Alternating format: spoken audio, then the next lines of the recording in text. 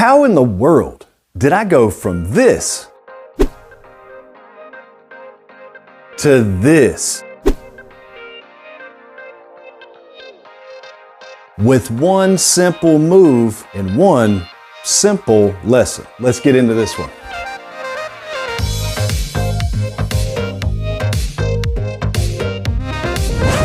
Hey everybody, welcome back to Golf Test Dummy, the channel where I use my game to help your game. Today I've brought in some help to help me to help you. I'm at the Golftec studios here in North Raleigh. This is Jessica. She's going to be my instructor for today. I've never had a formal golf lesson. You want to tell them a little bit about yourself and your background? Sure. I'm Jessica Davis. I'm originally from Florida and I played for the Florida Gators. I then played on the European Tour for 2 years. I coached NC State women for a few years as well, and now I'm here at North Raleigh. It seems like I'm in pretty good hands. She's going to think I'm a complete moron. Yep, you heard it right. This is my first ever in-person live lesson in my entire golfing career with a certified golf coach. Thanks so much to Jessica and the good people over at Golftec for taking me on and agreeing to let me be a student ambassador for them in this endeavor. I'm so excited. I can't wait. I hope you are too. Be sure to click subscribe down below. Give this video a like, help it out a little bit, and follow me along because this is the beginning of a new series. I haven't really decided on how many episodes we're going to do yet,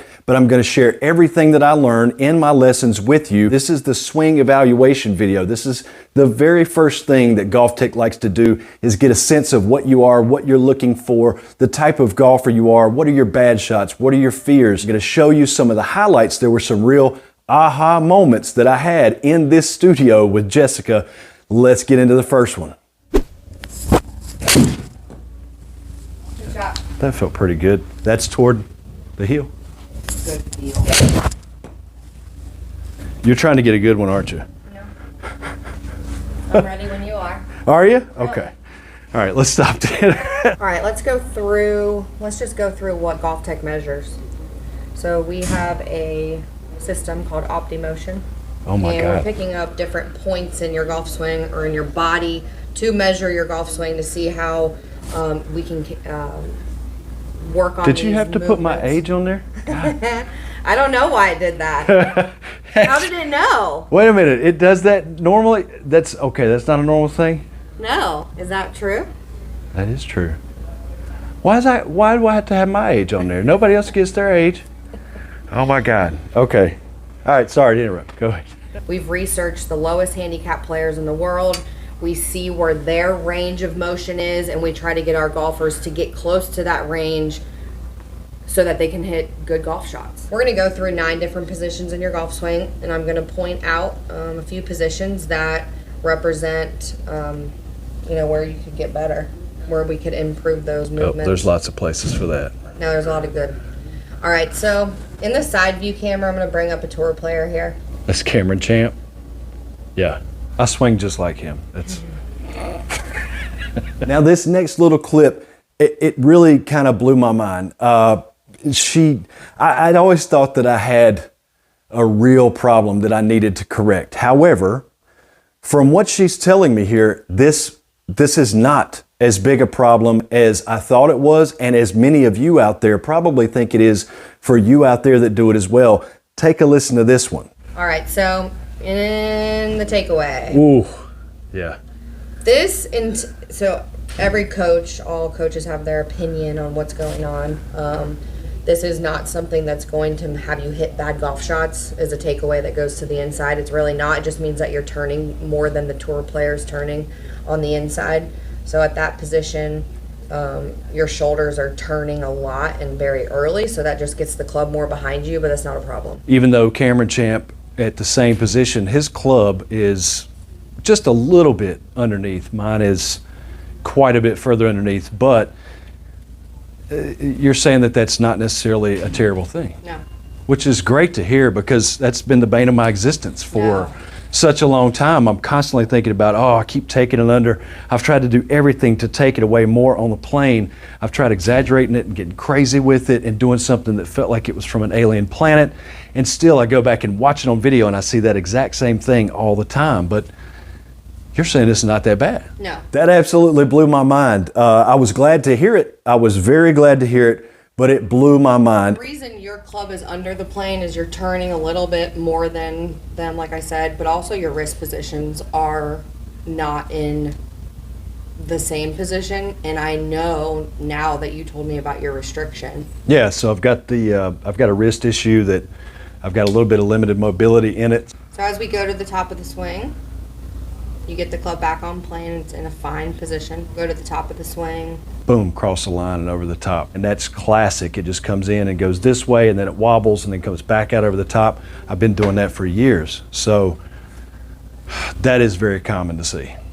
So where this goes wrong and why you can't stop yourself, it doesn't need to feel like a half swing, but you're turning your waist 10, 12 degrees more than the tour player is. And then finally in this clip, what's the fix? How do I take the first step toward correcting this terrible top of backswing position that I've had for so long and has really been, as I said, the bane of my existence? What do I do? Take a look at this. All right, get on up there. All right. And I would like to see what you do when you get your grip on there and you take the club up like this.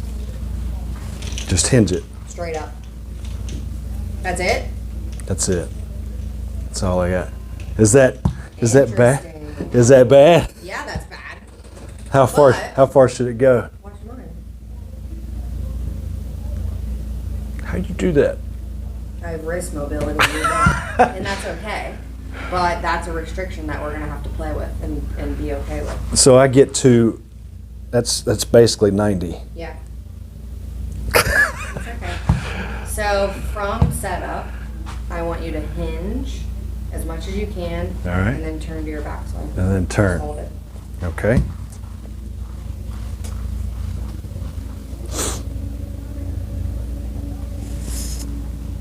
Good job. All right, that's good there. And now I want you to do that with no hip turn. Okay.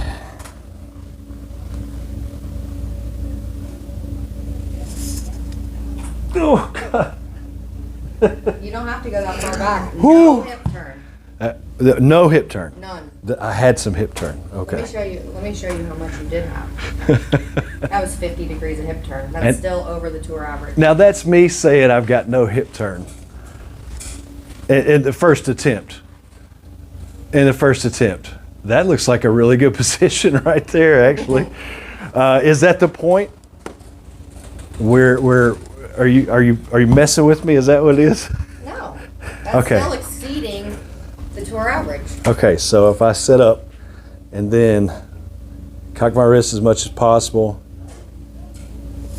That's it. that's all I got. That's Okay. no hip turn, right? Yep, do it again. And you can straighten your back knee, but don't turn your hips. Yep. That's it. Can you turn your upper body anymore? I don't think so. Okay. Should I be able to? God, I know it's going to be a workout. I tried to prevent my hip turn as much as possible. Hinge the club at the beginning and just take my shoulders back as far as I could without turning my hips. And that is how you're going to practice, and that's your new backswing. And look at that. That's much more on plane at the top. My shoulders, how much shoulder have I got there? It looks like it's a little bit better. Your shoulder turn. Well, the shoulder, the plane of the shoulders, Yeah, it way better. looks like it's less flat. That's correct. It has more tilt. This was the old, Yes. this is the new. So to me, this looks like it's kind of a half swing, but that's the start. Yeah. Okay. Wow. We're going to reorganize where you get power. Your power is not from the backswing. You know that by looking at Tony Finau and Rahm and Zach Johnson. They're all in that tight position at the top that doesn't look overturned or big, Yeah. but they hit it a mile. So then And where does theirs come from? Is it different power sources, or is it just one place, or is it different for each of those guys? it's the same. It's from the ground and it's from their lower body. They probably have 40 degrees of hip turn at the bottom and you have none. Well, 11. Yeah. Okay. Okay. So when I get here, it's like that. Yes. And then it's... No, and then just hit it how you normally do. Because we're only changing the backswing right now. All right. Start off slow and small. That's all. All right, so I want to hinge to the top, right?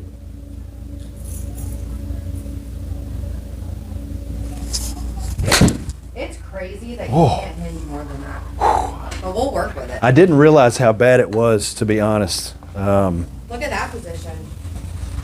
That's cool. This is the backswing, and look, I'm not under the plane anymore. I'm kind of on plane. The old over here on the right. Yeah. The new here. Well, look at that. The club is right on my hands. What? So did I hinge before that? Yeah. So I preset the hinge, and that's That like was all you could do right there. That's the Nick Faldo drill. Is that right? Something like that. He did something like, I don't know. That's Anyway. the Jessica Davis drill. Is that the Jessica Davis drill? Okay. Can it really be that simple? I mean, is it really that simple? Well, yeah. Yeah, it can be that simple. And the reason that I was never able to find it is because I was never able to see what she was showing me on the screen, even though I've looked through hundreds of hours of me swinging a golf club and never was able to pick on that as being the source of all these other problems.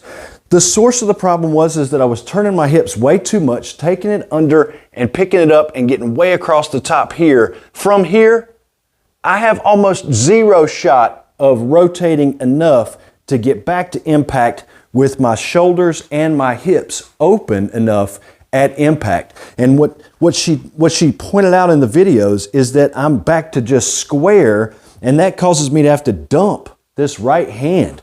If you look at it from this angle, I have to dump this right hand to get to the ball, and then from there, that's what causes this sort of action where everything's out of sequence. So all you've got to do, it's almost like editing a video. Instead of taking two pieces of video and trying to get them to time out correctly in the right sequence above each other, you just clip the first little bit of this video out and then start them at the same time, and now all of a sudden the video clips line up. So instead of taking the hips way back to begin, you just leave the hips in place, and look at that. Look at that. I just turn my shoulders back, and that's the drill that I have to work on. She told me to cock the wrists, take it to the top with little to no hip turn. And look at that position as opposed to that position. It's night and day. It's absolutely night and day. And it was a very, very simple solution to what seemed to me to be just a very complex problem that has plagued me for years. She saw it. Their quantitative measuring of all of these different positions across an entire spectrum of all these highly skilled players, and then applying that through the lens of a very skilled and knowledgeable instructor such as Jessica, boom, you end up with magic. Clip the beginning of the video, take the hips out of it, and then you stand a much better chance from this position here of getting back to an open hip, open shoulder line at impact. Now, if any of you out there watch GM Golf, Garrett Clark, Matt Scharf, Stephen Castaneda, any of these big time golf YouTubers that are out there, they've all had lessons and fittings at their GolfTec facility, and they're all around the world. I'm really excited to see what happens over the course of the coming weeks.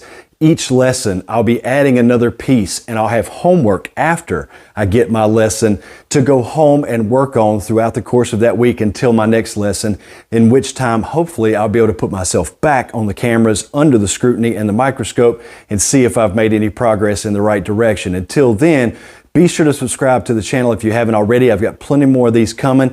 Go check out GolfTec if you're close to one. Get yourself a lesson, or at least go in and talk to the people there and see if maybe there's any promise and any hope of you getting some help there as well. That's what they do. It's a very scientific, numerical approach. They've got tons of data that they're basing this all off of. It's a really cool process, and I think You'll learn a lot about yourself that you haven't been able to figure out for years, just like I did as well. Until next time, see you in the next video.